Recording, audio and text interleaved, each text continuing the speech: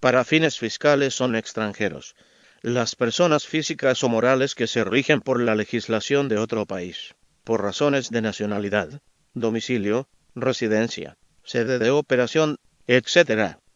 Están obligadas al pago del impuesto sobre la renta. Los extranjeros que residan en México y o perciban ingresos de una fuente de riqueza ubicada en México.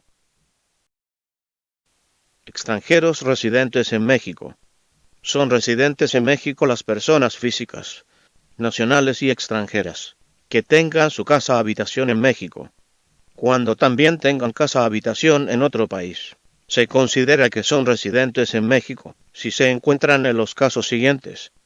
A. Cuando más de 50% de sus ingresos anuales los obtenga en México. B. Que el centro de sus actividades profesionales esté ubicado en territorio nacional. También son residentes en México las personas que sean funcionarios de Estado o trabajadores de nacionalidad mexicana, aun cuando el principal asiento de su negocio se encuentre en el extranjero. Asimismo, las personas morales, sociedades mercantiles, asociaciones y sociedades civiles, entre otras, que hayan establecido en México el principal asiento de su negocio o su sede de dirección efectiva. Se considera que las personas físicas de nacionalidad mexicana son residentes en México, salvo que prueben que residen en otro país. Las personas físicas que, conforme a lo anterior, sean residentes en México, no obstante que sean de nacionalidad extranjera, tributarán como cualquier persona física nacional residente en México. Las personas morales que sean residentes en México tributarán, según su actividad u objeto social, en cualquiera de los regímenes siguientes: general, simplificado, o con fines no lucrativos. Extranjeros no residentes. Se consideran residentes en el extranjero a las personas físicas, nacionales o extranjeras, que no tengan su casa-habitación en México. Si tienen casa-habitación en México, se considerarán residentes en el extranjero, si en este país no tienen el principal asiento de sus negocios.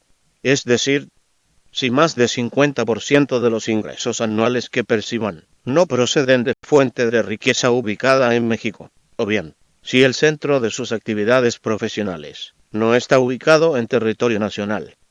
También son residentes en el extranjero las personas morales, sociedades mercantiles, asociaciones y sociedades civiles, entre otras, que no hayan establecido en México el principal asiento de su negocio ni su sede de dirección efectiva. Las personas físicas, o las personas morales que, conforme a lo anterior, sean residentes en el extranjero, deben pagar impuestos en México cuando obtengan ingresos de alguna fuente de riqueza ubicada en territorio nacional, o cuando tengan un establecimiento permanente en el país, por los ingresos que deriven de dicho establecimiento. Establecimiento permanente. Se considera establecimiento permanente cualquier lugar de negocios donde se desarrollen, parcial o totalmente, actividades empresariales, o se presten servicios personales independientes. Estos lugares son, por ejemplo, sucursales, agencias, oficinas, fábricas, talleres, minas, etc.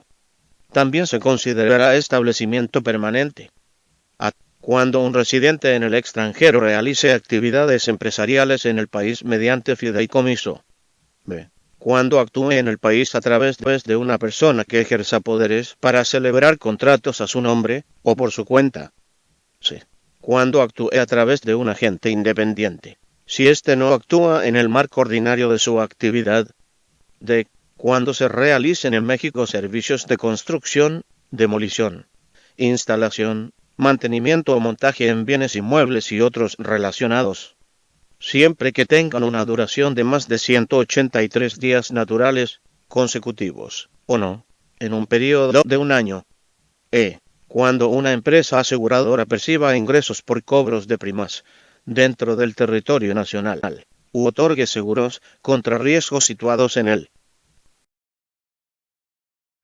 De acuerdo con lo dispuesto en el artículo 4 de la Ley del Impuesto sobre la Renta, se consideran ingresos atribuibles a un establecimiento permanente en el país: a.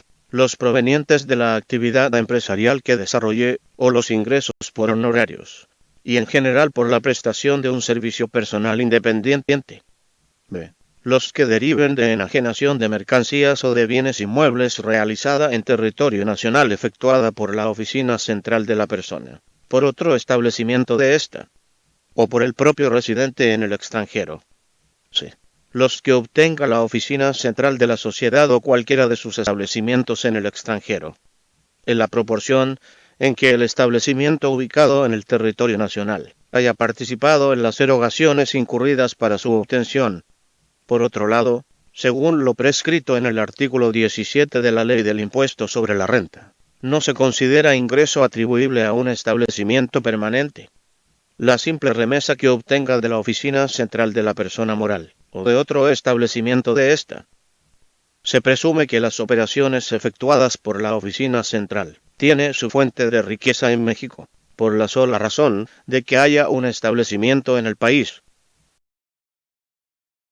Conforme al artículo 30 de la Ley del Impuesto sobre la Renta, los establecimientos permanentes de personas físicas o morales residentes en el extranjero pueden efectuar las deducciones que correspondan a las actividades desarrolladas en el mismo, ya sea que se eroguen en México o en cualquier otra parte, siempre que se cumpla con los requisitos establecidos para el efecto en la Ley del Impuesto sobre la Renta y su reglamento.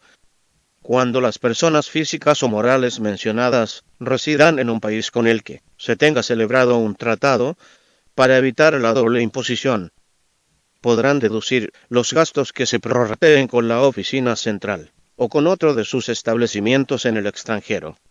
Por el contrario, se prohíbe deducir cualquier envío que se realice del establecimiento permanente situado en México hacia la oficina central de la sociedad, o a cualquier establecimiento que se localice en el extranjero, incluso cuando las cantidades enviadas entren en los renglones de regalías, honorarios o pagos similares, a cambio del derecho a utilizar patentes u otros derechos, o a títulos de comisiones por servicios específicos, o por gestiones realizadas, o por intereses por dinero consignado al establecimiento permanente. El impuesto que resulte de la aplicación del procedimiento mencionado corresponderá a las utilidades generadas por la realización de las actividades normales del establecimiento permanente, y posteriormente elegirá alguna de las opciones siguientes: a. Retener las utilidades obtenidas, sin capitalizarlas, con la finalidad de financiar sus operaciones en ejercicios posteriores. B. Retener las utilidades obtenidas con la intención de capitalizarlas. C. Enviar las utilidades a la oficina central de la persona, o a otro establecimiento de ésta en el extranjero en forma de dividendos. Fuente de riqueza. Según el título 5. De los residentes en el extranjero con ingresos provenientes de fuente de riqueza ubicada en territorio nacional. El artículo 153 de la Ley del Impuesto sobre la Renta menciona: están obligados al pago del impuesto sobre la renta conforme a este título los residentes en el extranjero que obtengan ingresos en efectivo, en bienes, en servicios o en crédito, aun cuando hayan sido determinados presuntivamente por las autoridades fiscales, en los términos de los artículos 58A del Código Fiscal de la Federación, 11, 179 y 180 de esta ley, provenientes de fuentes de riqueza situadas en territorio nacional, cuando no tengan un establecimiento permanente en el país, o cuando teniéndolo, los ingresos no sean atribuibles a éste. Se considera que forman parte de los ingresos mencionados en este párrafo los pagos efectuados con motivo de los actos o actividades a que se refiere este título, que beneficien al residente en el extranjero, inclusive cuando le eviten una erogación, pagos a los cuales les resultarán aplicables las mismas disposiciones que a los ingresos que los originaron. Los contribuyentes, a que se refiere el párrafo anterior, están obligados a determinar los ingresos, ganancias, utilidades y, en su caso, deducciones que deriven de la celebración de operaciones con partes relacionadas, considerando los precios, montos de contraprestaciones o márgenes de utilidad que hubieran utilizado o obtenido con o entre partes independientes en operaciones comparables. Cuando los residentes en el extranjero obtengan los ingresos a que se refiere el primer párrafo de este artículo, a través de un fideicomiso constituido de conformidad con las leyes mexicanas, en el que sean fideicomisarios o fideicomitentes. La fiduciaria determinará el monto gravable de dichos ingresos de cada residente en el extranjero en los términos de este título, y deberá efectuar las retenciones del impuesto que hubiesen procedido de haber obtenido ellos directamente dichos ingresos. Tratándose de fideicomisos emisores de títulos colocados entre el gran público inversionista, serán los depositarios de valores quienes deberán retener el impuesto por los ingresos que deriven de dichos títulos. Cuando la persona que haga alguno de los pagos a que se refiere este título cobra por cuenta del contribuyente el impuesto que a éste corresponda, el importe de dicho impuesto se considerará ingreso de los comprendidos en este título, y se aplicarán las disposiciones que correspondan con el tipo de ingreso por el cual se pagó el impuesto. Cuando en los términos del presente título esté previsto que el impuesto se pague mediante retención, el retenedor estará obligado a enterar una cantidad equivalente a la que debió haber retenido en la fecha de la exigibilidad, o al momento en que efectúe el pago, lo que suceda primero. Tratándose de contraprestaciones efectuadas en moneda extranjera, el impuesto se enterará haciendo la conversión a moneda nacional en el momento en que sea exigible la contraprestación o se pague. Para los efectos de este título, tendrá el mismo efecto que el pago cualquier otro acto jurídico por virtud del cual el deudor extingue la obligación de que se trate. Según el artículo 154 de la Ley del Impuesto sobre la Renta, tratándose de los ingresos por salarios y en general por la prestación de un servicio personal subordinado, se considerará que la fuente de riqueza se encuentra en territorio nacional cuando el servicio se preste en el país. El impuesto se determinará aplicando al ingreso obtenido las tasas siguientes, y se estará exento por los primeros 125.900 pesos obtenidos en el año de calendario de que se trate. Segundo, se aplicará la tasa del 15% a los ingresos percibidos en el año de calendario de que se trate, que excedan del monto señalado en la fracción que antecede y que no sean superiores a 1.000.000 de pesos. Y se aplicará la tasa del 30% a los ingresos percibidos en el año de calendario de que se trate, que excedan de 1.000.000 de pesos. La persona que efectúe los pagos deberá también efectuar la retención del impuesto, si es residente en el país o residente en el extranjero con un establecimiento permanente en México con el que se relacione el servicio. En los demás casos, el contribuyente enterará el impuesto correspondiente mediante declaración que presentará ante las oficinas autorizadas dentro de los 15 días siguientes a la obtención del ingreso.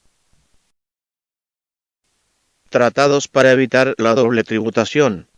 Los tratados para evitar la doble imposición distribuyen la potestad tributaria entre el país de la fuente y el país de residencia de los inversionistas o de las personas que prestan sus servicios en aquel país. De las actividades económicas que los tratados regulan, las más importantes son las actividades empresariales, entendiendo por estas los ingresos producto de la combinación del trabajo y el capital. Conforme a la definición tradicional del impuesto sobre la renta, los inversionistas extranjeros pueden participar en el país de la fuente a través de sociedades subsidiarias, que para todos los efectos son residentes en el país de la fuente, y de sucursales, agencias o representaciones, que el modelo agrupa bajo la denominación establecimiento permanente. Así, tratándose de actividades empresariales, el modelo de la Organización para la Cooperación y el Desarrollo Económicos, para evitar la doble imposición en dicho impuesto, otorga la facultad de gravamen al Estado de la fuente, y lo hace a través de dos conceptos: los beneficios empresariales regulados en el artículo 7 del modelo, y el establecimiento permanente definido en el artículo 5 del mismo.